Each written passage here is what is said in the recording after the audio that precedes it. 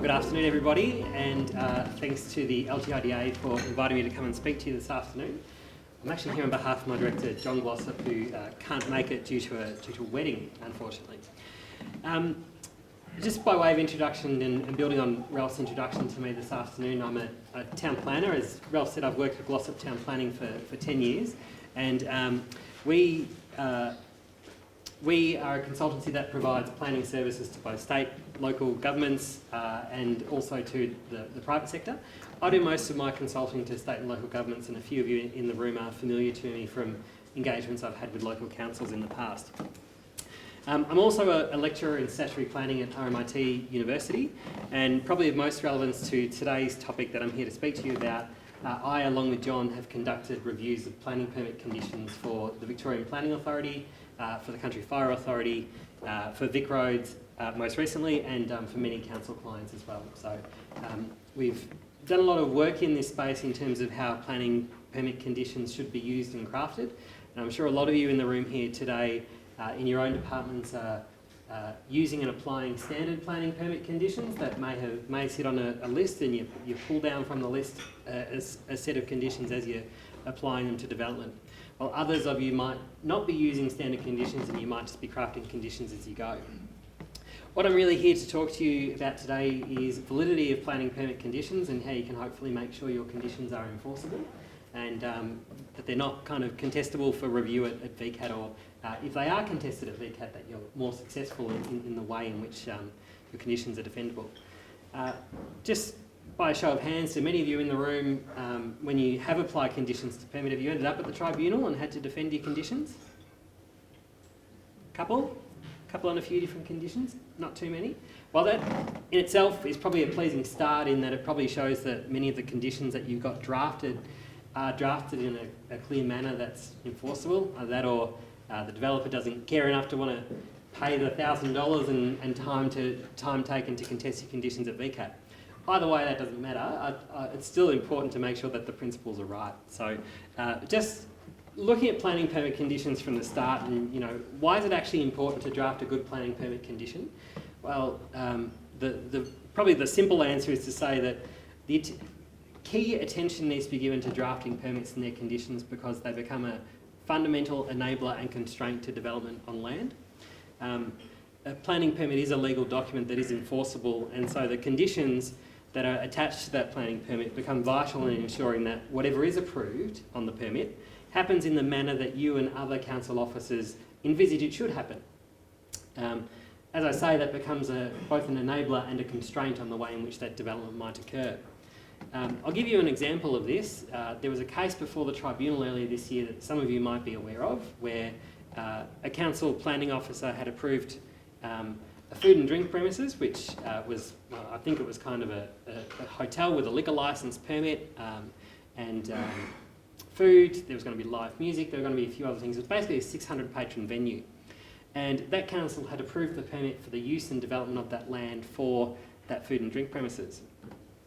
A neighbour took that to the tribunal, and when it got to the tribunal found out that council actually didn't have any plans of the development that were before it in terms of what that building would look like the building we're all in here today, or the car parking, those kind of things that were associated with it. So what the tribunal said is that because there weren't conditions on the permit or plans that were attached to the development to deal with how it should look when it's approved, the tribunal essentially then formed a view that basically anything could be constructed on that block and it would be in accordance with that permit as long as it was used for a food and drink premises. It could be a 40-storey building, for instance. And what the tribunal said was that approving that building with no conditions is essentially like asking the tax office to approve your tax return without revealing your income, or asking a bank to approve your loan without asking them how much you want to borrow.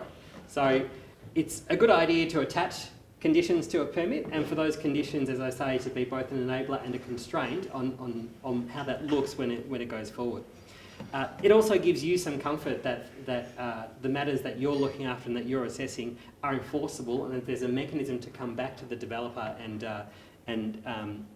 seek remedy if things aren't done in accordance with what the permit and the conditions have sought. So conditions, therefore, need to be drafted with great care if they're to be enforceable, because bad drafting can mean that the permit itself can be entirely ineffective. To give you a hypothetical example, if a condition was worded to require a business to cease at 11 p.m. with no other condition attached to it about when it needs to reopen, then taking the legal meaning of the way that condition's been constructed, there's nothing to stop that business stopping at 11 p.m, locking the door for 1 minute, and then reopening at 11:01 p.m. for as long as it wants, until 11 p.m. the next day. So a precise and even pedantic approach kind of needs to be taken in terms of the language that's adopted with planning permit conditions. And I'm sure some of the planners in your council might have been on your back about the way conditions have been worded or why you're seeking certain outcomes, but they're probably thinking from an enforceability perspective as well. And the way in which planning permit conditions become enforceable and become valid and remain relevant is by adhering to these principles, which I'm kind of going to take you through today. These conditions have really come out of case law before the tribunal and also kind of English law principles. So there are circumstances where conditions must be included on a planning permit because they're specified in a planning scheme. So the example I've got up here is from clause 66, which relates to subdivision permits, and it merely says that these conditions must always be placed on a permit for subdivision in certain circumstances. There are other parts of the scheme that require these kind of outcomes, and chatting just over lunch, I'm sure many of you are in areas where an outline development plan might apply, or a precinct structure plan might apply, an urban growth zone might apply, or a development plan overlay might apply. All of those controls can specify certain conditions which must be included on the planning permit. Equally, they might also express circumstances where you can't put certain conditions on a permit because the outline development plan or the precinct structure plan might have already dealt with those matters. So just as it's important to consider conditions to apply to a planning permit, when the strategic planning department at your council or the statutory planning department at your council or the VPA are coming to you to ask you to comment on outline development plans or precinct structure plans, it becomes really important that you engage in that process to ensure that your requirements are included on those plans as well, just as much as your requirements are included on conditions of permit, because sometimes if you don't get them included at the precinct structure plan stage, then it can actually be really challenging to get the requirements you want included on a subsequent permit as well. The other example from the planning scheme is public open space contributions too. It's not an overly common mechanism to put these kind of conditions in the scheme, which sometimes makes it harder to find, and sometimes council planning officers forget to include mandatory conditions that are in the planning scheme, and that can cause some real problems as well. The key thing I want to talk to you about, I got this slide as well.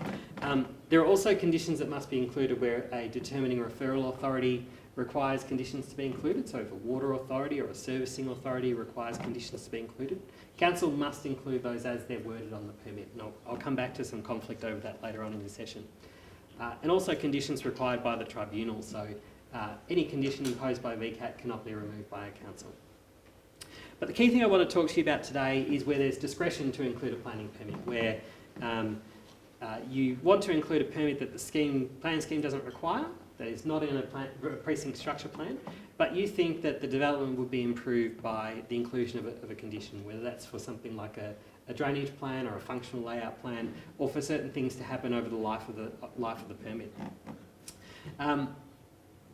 There is a section in the Planning Environment Act, section 62, subsection 2, which talks about where you've got discretion to apply conditions. And it says things like you can require plans, drawings or other documents to be submitted for approval before something starts.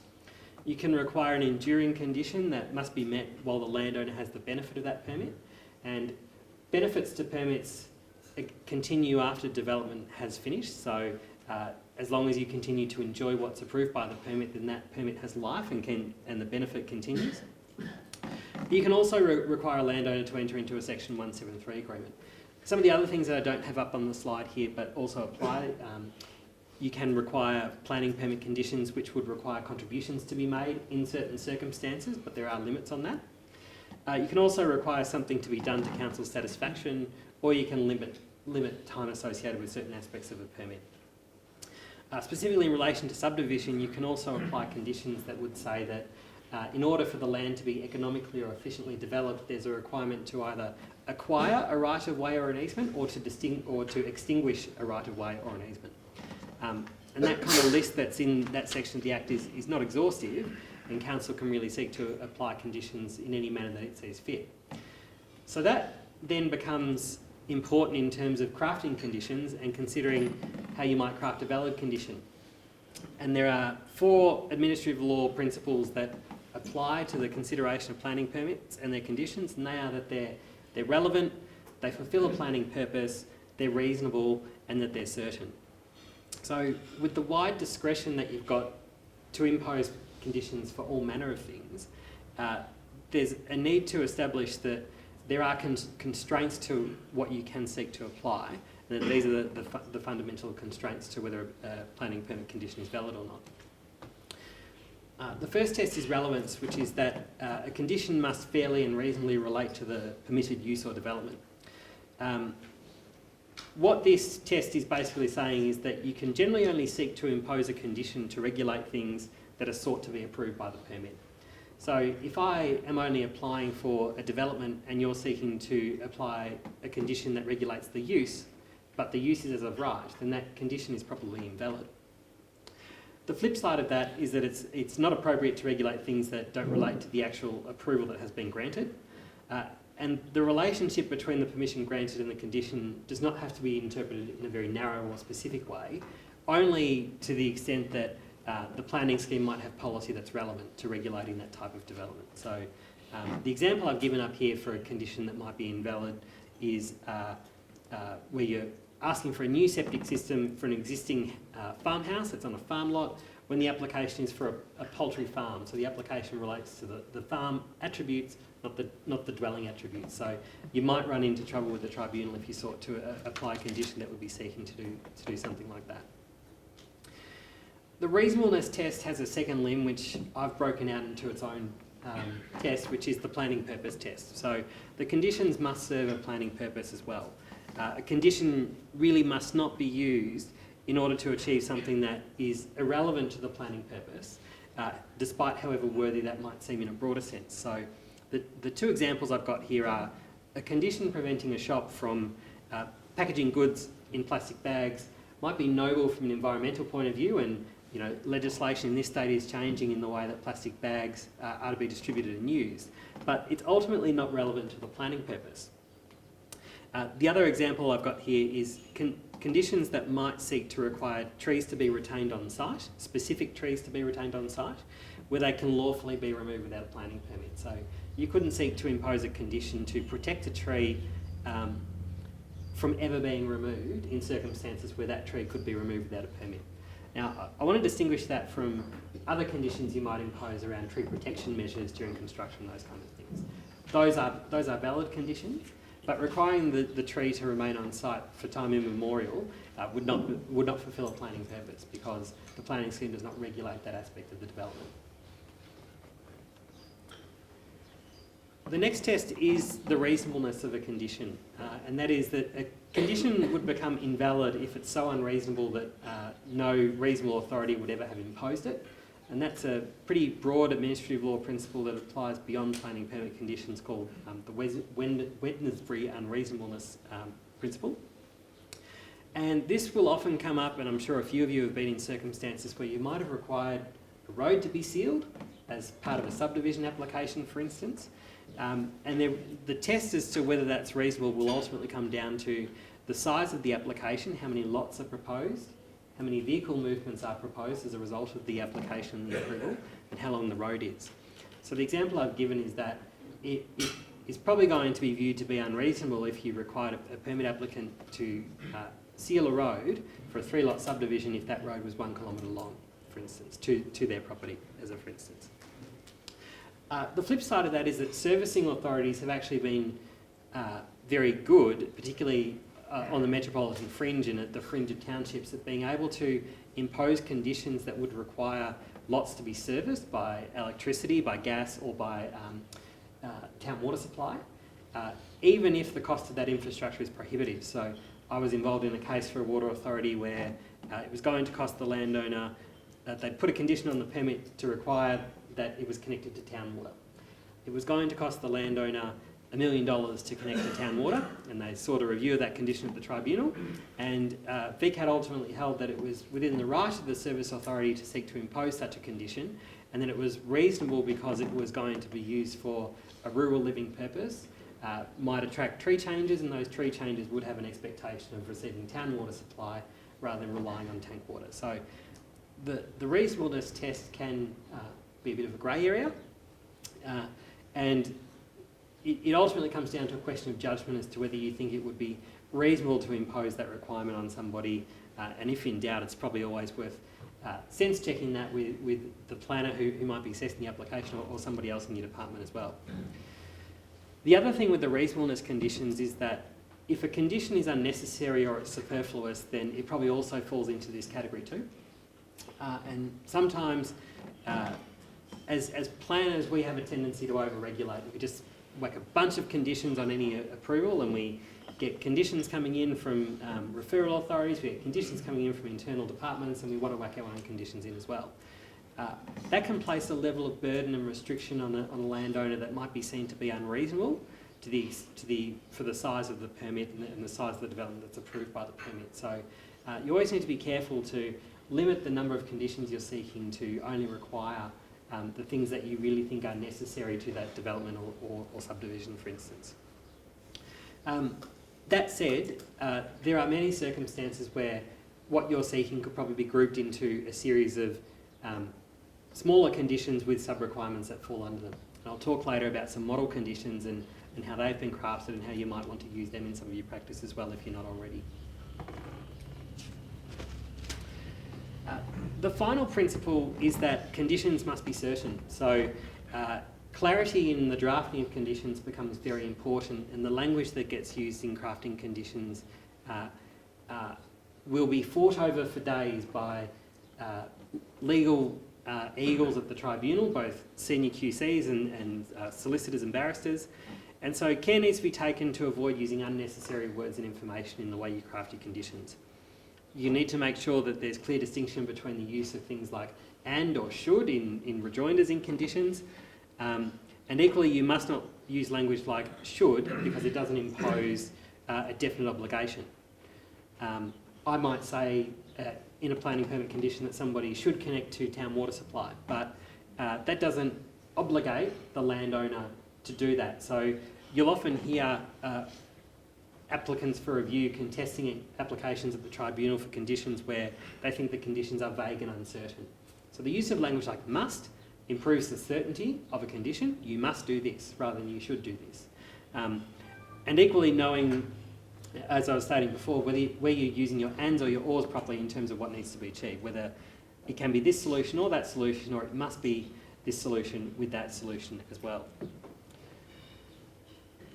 The example I've got up on the screen is a very simple one. It is one we've seen come before the tribunal in the past, where there was a condition on a permit before a plan of subdivision was approved that the number of lots must be reduced from 8 to less than 5. Now, you could say that just by having 4 lots, that meets the intent of the condition, but it's then up for dispute as to whether 3 lots would more appropriately meet the intent of the condition. So there'd be a need to carefully use the language in the way that planning permit conditions are structured. Those are the key tests for planning permit conditions. The other thing that a planning permit can do, and is usually enforced by a condition, is to require the landowner to enter into a Section 173 agreement, which some of you may be using in certain circumstances. It often gets used for VIC roads, for development in growth areas where they're trying to require permanent access to be from a particular road that might not be upgraded or constructed yet, and so interim access needs to be provided from another road or from another access point. Section 173 agreements can be used in those circumstances to bind the landowner to do certain things. And a council, through a planning permit, can negotiate an agreement with an owner of land to set out the conditions or restrictions to achieve the planning objectives that are sought by the agreement. It is a legal contract, and it's binding not just on the permit applicant, it's actually binding on the landowner and any future landowners it runs with the land. It becomes more transparent because it gets attached to the title, And so any future purchasers become aware of what they might be signing up to. It can't do something that would be contrary to a planning scheme or to the Planning Environment Act. So you can't use it to allow something that might be prohibited, like a subdivision with a minimum lot size that's below what the mandatory minimum lot size might be in a zone, for instance. There's an overarching principle that you also shouldn't use Section 173 agreements when a planning permit condition could be just as effective, such as requiring something to be done to council satisfaction. Additional bodies may become party to the agreement as well, so like a referral authority might seek to become party to the agreement to enforce a certain outcome. So why might you have a Section 173 agreement? Well, it can generally make it easier to achieve planning objectives that would otherwise not be possible or would have to rely on a series of other mechanisms to do. So it can positively require something to be done prior to a use or development commencing. And it can include things that might be difficult to put in a planning permit condition. And it continues to operate even after a planning permit ceases. So things that might be included in this and why you might seek to impose a Section 173 agreement are circumstances where the coordination of the development or the subdivision may require coordination with adjoining landowners or other regulatory authorities, that you're seeking to provide for staged developments and get commitments to certain conditions being met at certain stages of development that might otherwise not be achievable through a planning permit condition. That you may seek for rehabilitation of property, for repair of the environment on that property, or for heritage or vegetation protection. Or for the provision of community infrastructure or specific development infrastructure, such as open space contributions or facilities to be provided on the land or nearby land that might not otherwise be able to be put on a condition because constraints on contributions in conditions are things like where there's an approved development contributions plan or an approved infrastructure contributions plan, for instance. And building on that, securing developer contributions as well. There may be a more formal mechanism to be able to secure developer contributions. The other thing with planning permit conditions is there are conditions which you must not include on a planning permit. So the Planning and Environment Act that we work under prohibits conditions being put on permits where they might be inconsistent with the Building Act, inconsistent with the building regulations, and then the last dot point there as well, inconsistent with the determination of a Building Appeals Board for something that applies to the land. Now, it probably seems logical to not kind of contradict the building regulations or something that's in the Building Act when it comes to putting a condition on a planning permit. But this presents practical challenges for simple-minded planners like myself because we're not building surveyors and we don't know the ins and outs of the Building Act. On the third dot point there, which is if it was contradictory to any other condition on the permit, including conditions placed by a referral authority, this is something that's probably going to be more relevant to you and to planners in your office. It's about needing to be careful about what your conditions are seeking and ensure that they don't contradict a condition that is already required to be placed on the permit, either by the planning scheme or by the referral authority. In the circumstances where there are conflicts between your conditions and conditions of a referral authority, the referral authority's condition takes precedence because the Act says that it must be included. What that means in practice is that the planning staff in your council offices probably need to be very proactive in reviewing a set of conditions when they come in from you and from the referral authorities to ensure that there is no conflict and where there is working with both parties to ensure resolution. That doesn't immediately mean that your condition gets changed. It might mean that the referral authority has to make changes to their condition as well.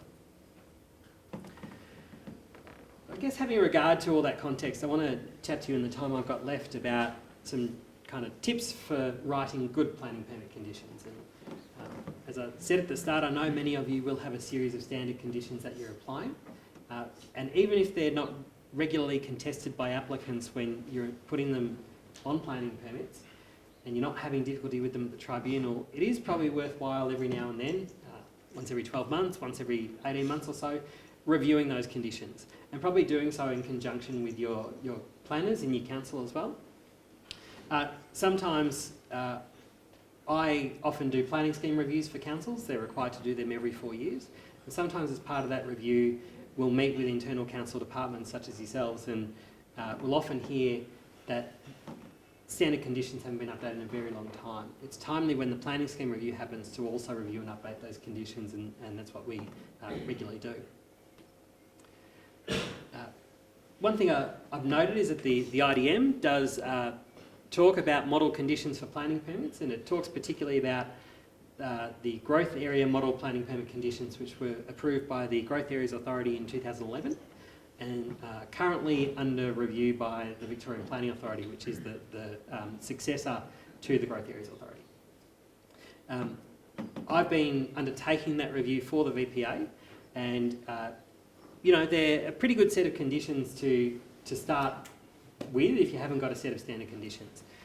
But they're not applicable in all circumstances that you might be dealing with because they're specifically developed for growth areas. So there will be a range of rural circumstances where the sort of conditions that are to be applied in the growth area sense just don't make sense and just don't have practical application.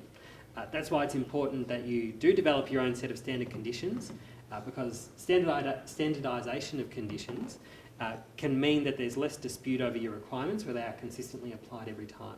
And you're just modifying subparts of that condition to do certain things that might be relevant to particular proposals. I just want to touch on the review we did of the VPA's conditions. We really found that by and large they were a good set of conditions, but that their timeliness was an issue, and that they were no longer, the age of the document being 9 years since it was implemented meant that some of the conditions hadn't withstood the test of time, and that some of the requirements of the Planning Environment Act and the planning schemes had changed over time.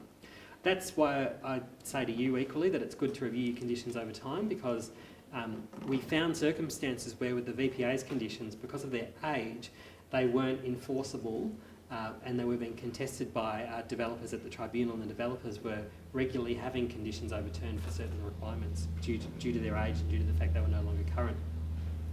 That said, with some rewording and some restructuring, the conditions were by and large generally acceptable, and the VPA is in the process of concluding that review. I think they only got 5 submissions to the final review, and most of them were pretty supportive of the changes that are being sought. So stand by for an update to that document. I think they're renaming it to something titled Greenfield Subdivision Permits a Model Approach, and that will probably come out sometime before the end of the year, I would imagine. So building on model conditions and those that might be available in other spaces, fundamentally when you're preparing a planning permit condition, you really need to think about what a planning permit condition must address. So some conditions are enduring and they don't require actions to be done, but a whole range of conditions that you might seek to apply to a permit will require actions to be undertaken by a developer. And that might be something like before a statement of compliance is issued for the subdivision, X needs to be done. So what we say is, in constructing a planning permit condition, really the fundamental principle is to consider when is something to be done, what is to be done, or how is it to be done, and to whose satisfaction is it to be done to. So there must be clear guidance about when a planning permit condition is satisfied, taking that first dot point. So if permit conditions relate to subdivision, there's some pretty logical timing stages that fall out of that, and they're also covered in the VPA document or the Growth Areas Authority document, model conditions. And those stages are things like before the plan of subdivision is certified under the Subdivision Act, before commencement of works on site, and before a statement of compliance is issued under the Subdivision Act.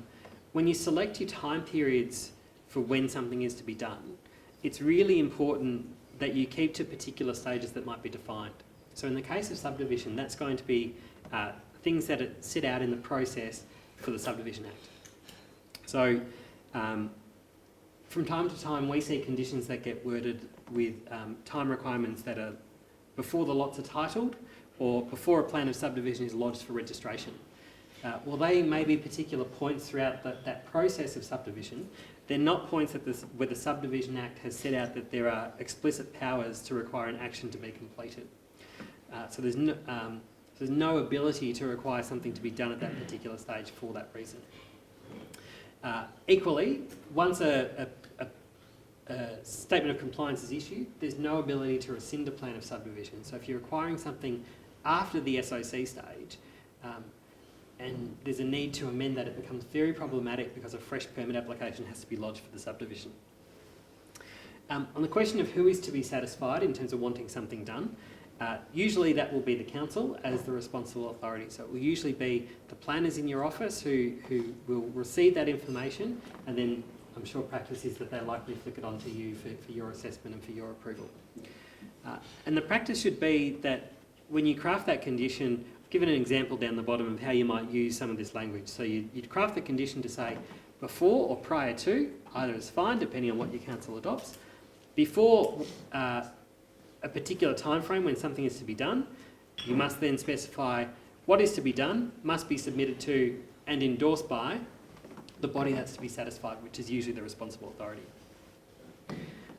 The language we've used there about endorsed by is also really important because, as I was touching on planning permit conditions, I said the enforceability of permit conditions is really fundamental to ensuring that a development and a subdivision achieves what you want it to achieve, and it's done in the manner you want it to be done. So if you require something to be endorsed after you've issued it, it makes it easier for your planning enforcement officer to say, well, this plan has been endorsed, or this document has been endorsed, this tree management plan or this construction management plan, those kind of things, so that if anything happens that's not in accordance with that permit, there's a really easy mechanism to seek remedy of that through the enforcement mechanisms that exist in the Planning and Environment Act. Building on that structure of when things must be completed, again this comes from the VPA's guidance document that's under review, but the old document includes this diagram here. Now this is where an FLP is required, and there's another diagram for where an FLP isn't required, but you can see this kind of logically flows along with the stages of subdivision. So you'd be starting to see things like, once the permit's issued, you've got condition 1 requirements that must be met, and then approval of an FLP, you move down to the certification stage, so those are all things that must be satisfied before certification. You'll then go away and you'll prepare documents that need to be done before works can commence. So things like a landscape plan, a landscape master plan, construction management plan, those kind of things. Though all of those things that are there in kind of the middle point will all relate to conditions where the VPA document specifies they must be done prior to works commencing. And then of course, once works commence, you've got your developer contributions that might need to be paid, or certain things which need to happen before a statement of compliance. So those things will happen for anything where a permit condition says this must be done before a statement of compliance.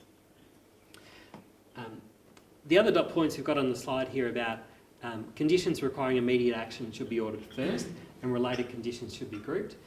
You can probably do some of that yourselves where you're requiring certain things, and you can logically put in the sequence of how you want these conditions to be met. But it should also be the job of the council planner to ensure that overall the permit follows that logical sequence and follows that order that's set out in the flowchart there. The things that need to be done immediately are first, and then they logically follow the sequence where things need to be done before certain things can be achieved. The other really important thing to do in condition writing is to write in plain English, which can be a challenge when you're dealing with engineering requirements that are overly technical. And planners ourselves like to use language which is often not plain English, but there's a document which I've put a link to, and will be with the slides when they get circulated, for a document that's produced by the planning department that is how to write conditions in plain English, or how to write in plain English full stop. And that builds on some of the clarity principles that I was talking about a bit earlier on as well. So where I just want to end on, and I've finished a bit early, but the principles that should form your analysis when you're preparing planning permit conditions are that, remember, it must be relevant, it must be reasonable, it must fulfil a planning purpose, and it must be certain. And when you're drafting those conditions, ensure that you're following the principle of when is something to be done, what is to be done, and who is to be satisfied. If you follow those principles, it should be pretty easy, and I think, like I said, the fact that you don't have that many conditions end up contested at the tribunal is great and shows that you're all generally doing pretty well, but I'd certainly encourage you, if you don't have standard conditions, to start applying them and to regularly review those conditions where you do have them. That's my presentation. Thank you.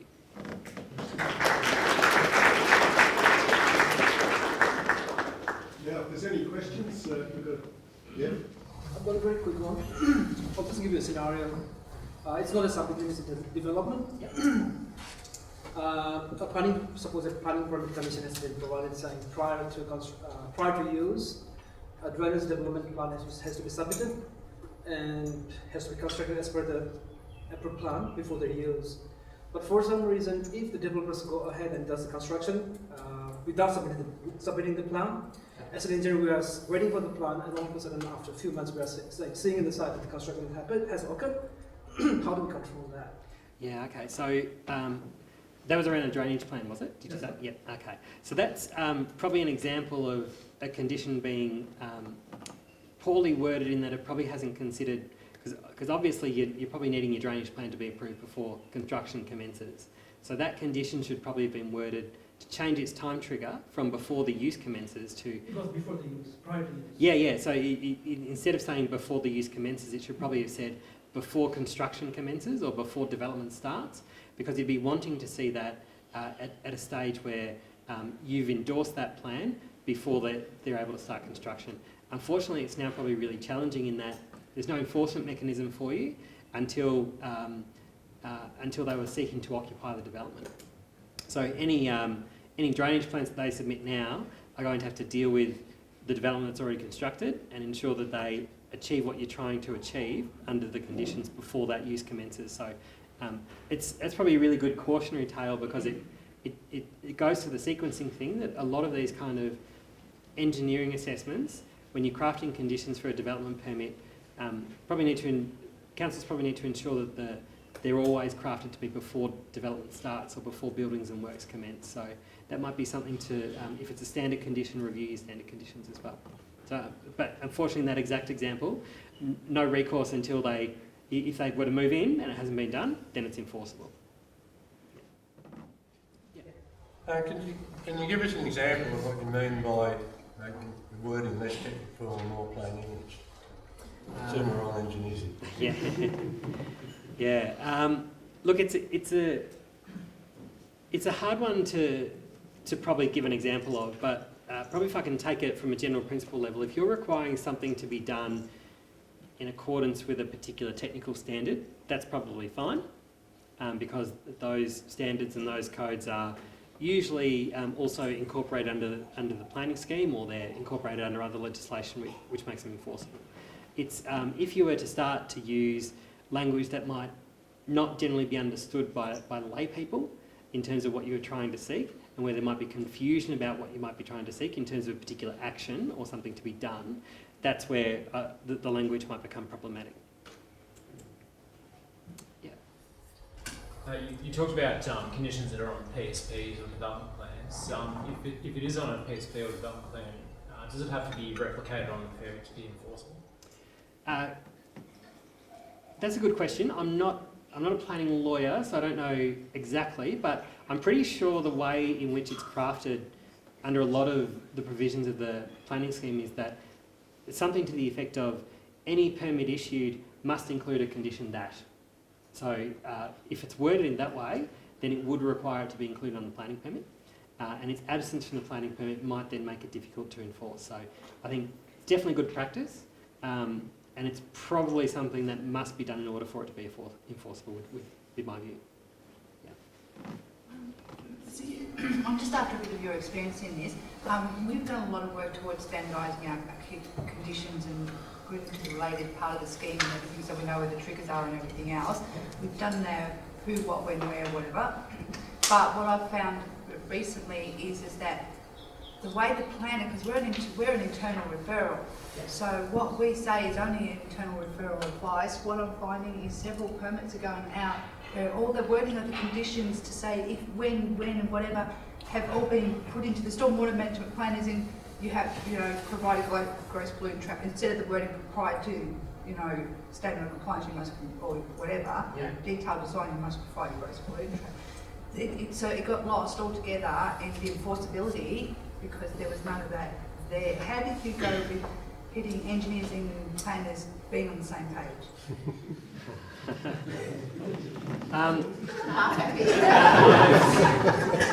No, it's very challenging because planners are very stubborn and they think they know everything a lot of the time.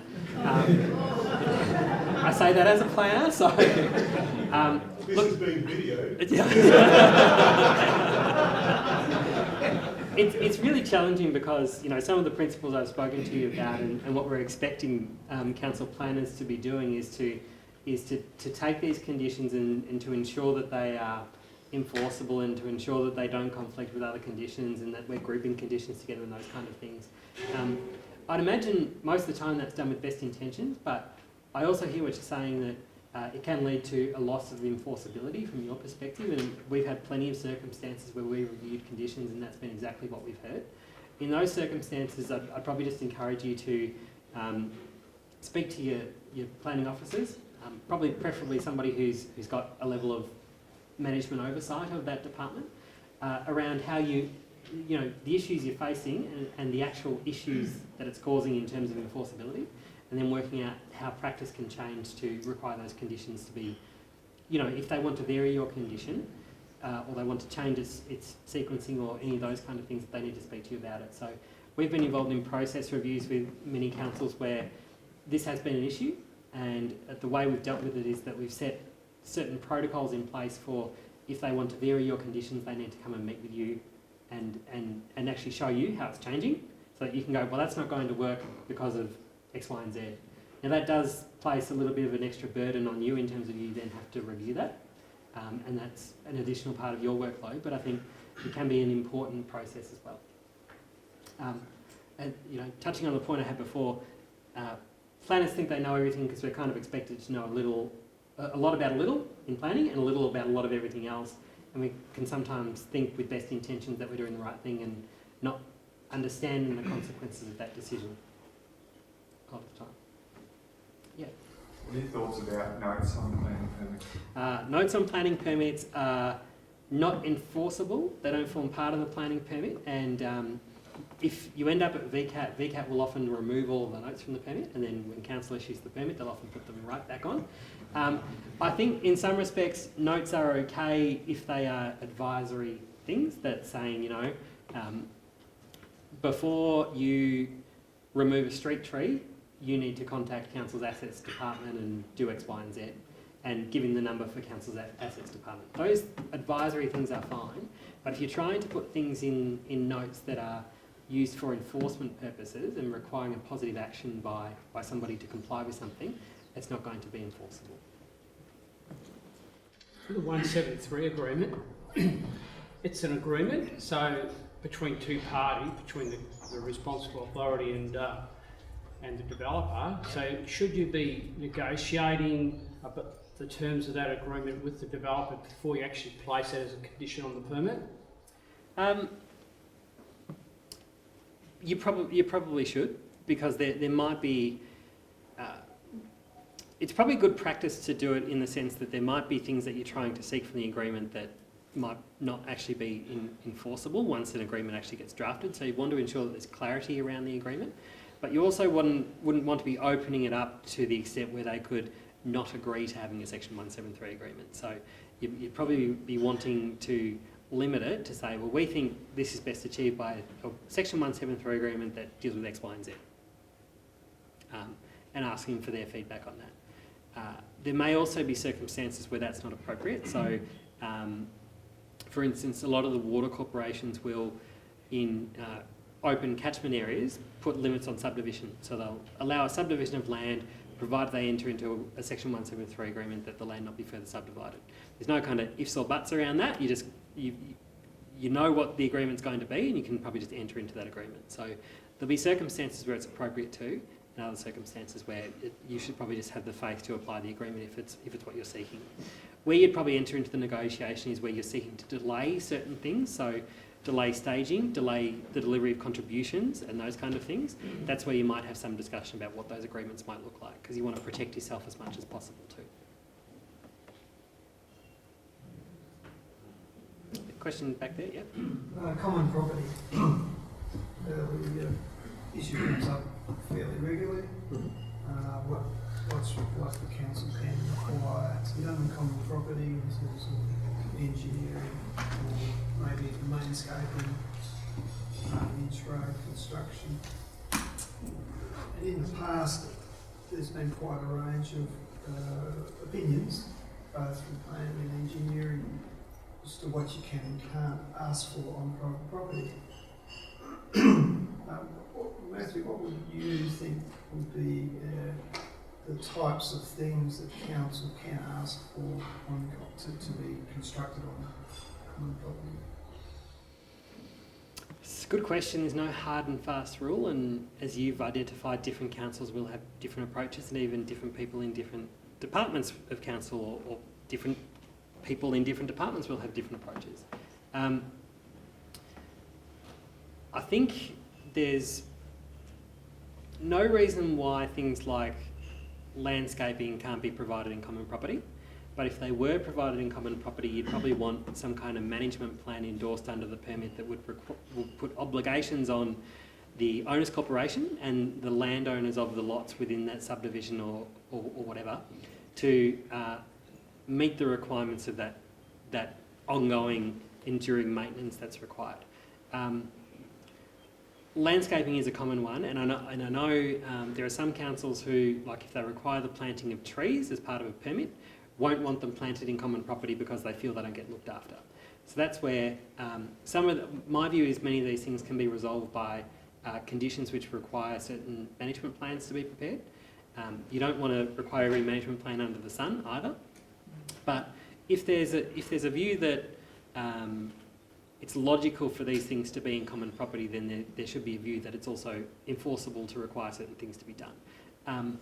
As for what shouldn't be in common property, do you have any particular examples where you think they shouldn't be, or borderline ones? The drainage system that works, Yeah. that can be demonstrated that it works and it's not going to overtax the council's assets, out past the property boundary, road width of a particular standard that might allow for some pedestrian safety in terms of their access and egress to the subdivision. And as you say, street trees and a management plan.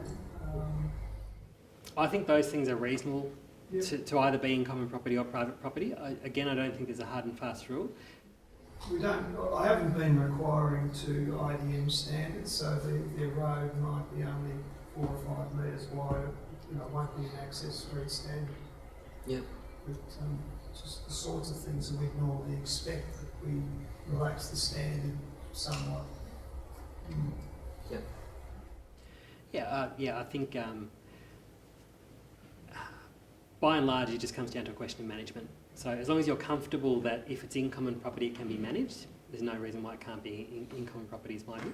Because equally having some aspects of the development within the lot boundaries can be challenging from a management perspective, particularly for things like drainage systems. So if they're confined within a lot boundary but they rely on other lots to be serviceable, having things that need to be maintained in private property becomes problematic.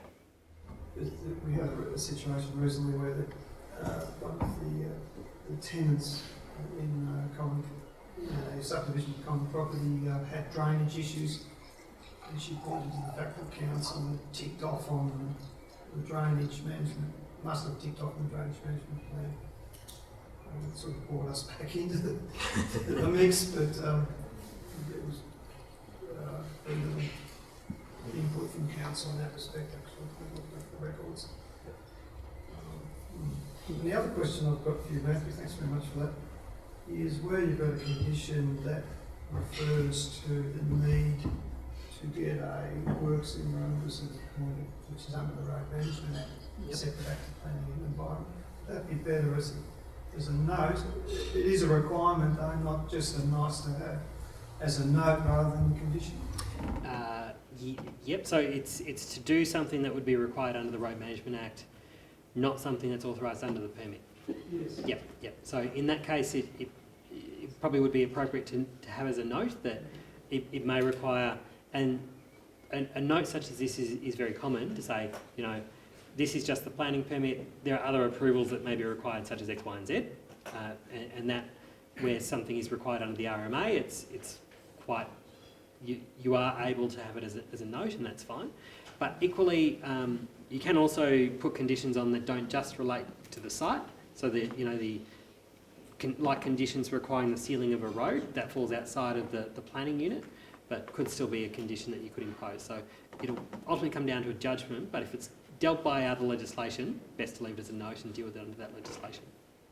The reasonableness of a rule too, where some planners might say, well, why didn't we make the developers put in curb and channel and pavement both sides of the road, not just the side of the development? Yep. I think that's unreasonable, since the rule says no, that's far in excess of what you would expect. You should expect a developer to do. Yeah, I think that one's a line ball, to be honest, that one. I know developers will probably seek to review that kind of condition if you were seeking to put footpaths on both sides of the road and those kind of things, but that there probably still is a reasonable connection in many circumstances, so it's possible. It would. It all sits on a continuum, and if you think that there's scale of the development would warrant it, then I think it's reasonable to at least have a crack at it. Yeah. If a planning permits refer to a plan number at the concept stage or FLP stage, does it reinforce the validity of that permit condition, or is it still up in the air? So you're talking about a circumstance where you might have a condition that says prior to the commencement of works, this plan must be submitted to the responsible authority and be endorsed, and it must deal with X, Y and Z. And you're saying, does it add more weight if you say you give reference to this plan must be generally in accordance with the plan prepared by X, Y and Z on X date, subject to the following changes? Yep. I'd always adopt the second approach, because what that's saying is that you considered the plan that was dated X date and comprises X plans prepared by whoever was generally acceptable, subject to those things happening. So where possible, that's a really good question, because where possible, those kind of standard conditions, you should be altering them to refer to those plan details, and then under your sub-conditions just referring to things that you think need to change on that plan to deal with those issues. But you'd still use the same language around, prior to this plan needs to be submitted and endorsed by the council. It should be generally in accordance with the plan prepared by X, Y and Z on X date, subject to, and incorporate the following changes, A to Z or whatever. Yes? I was interested with your septic tank example about adding things to conditions. We have a lot of infill developments in Warrnambool where we've got, say, 2-lot subdivisions, and you've got, say, a dwelling on the front and you've got a vacant block at the back. Yep. Is it fair and reasonable, just for example, just say that driveway on that existing dwelling had a crack in the driveway, or it was deemed to be unsafe? Is it reasonable under the subdivision, we normally have a condition that the driveway must be provided to the satisfaction of the RA for the block?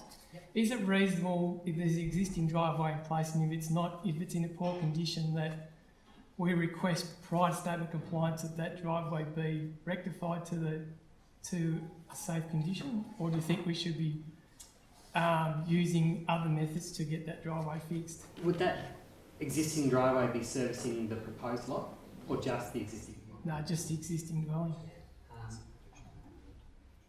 It's probably a line ball, to be honest. Yeah. If it was servicing both, then I think there's a clear connection and you can do it. Where it comes down to a question of reasonableness is, if not for the subdivision, what would have changed on that lot? Yeah. And the reason why I think it's a line ball is because equally I think you could positively require that to occur, because you're still creating a new lot. Yep. So you are actually still making changes to that lot, Yep. but you're not necessarily making changes to the vehicle access. Yeah. So that's where it is kind of line ball.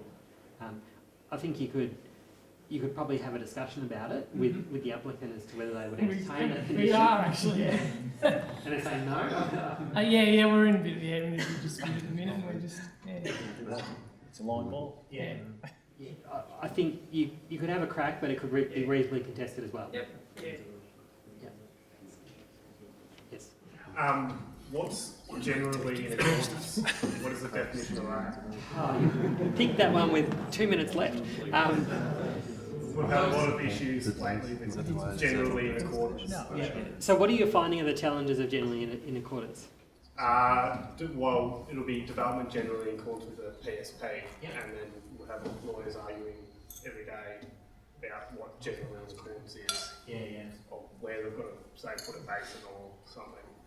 Yep. So, and this can be the challenge with how strategic projects are done in things like PSPs and the level of detail that's on that plan. So, if you're talking about basements, for instance, does the PSP deal with basements? Basins. Did you say basements before? No, basins. Basins, sorry. As in, Okay, so drainage basin. So the PSP deals with the drainage basin. Yep, and says it should be here. Yeah, and they're saying it's somewhere else. Yep. And they're saying that's generally in accordance. How far away is it? Different. Definitely a different location. Yeah. Yeah, okay. I'd be saying that it would be generally in accordance if it was generally in the same location as where it was proposed to be, but the actual shape of it or layout of it might be something different, right? If it's moved to somewhere entirely different, my personal view is that's probably not generally in accordance, but as you've highlighted, lawyers will argue at the tribunal for days over what constitutes generally in accordance. The VPA is doing a project right now about what constitutes generally in accordance, and it's probably going to be further work on that later this year. So the only thing I could probably encourage you to do is look at case law over what generally in accordance is in the context of a PSP. Unfortunately, can't give you a more definitive answer on that. I'm sorry. Yeah.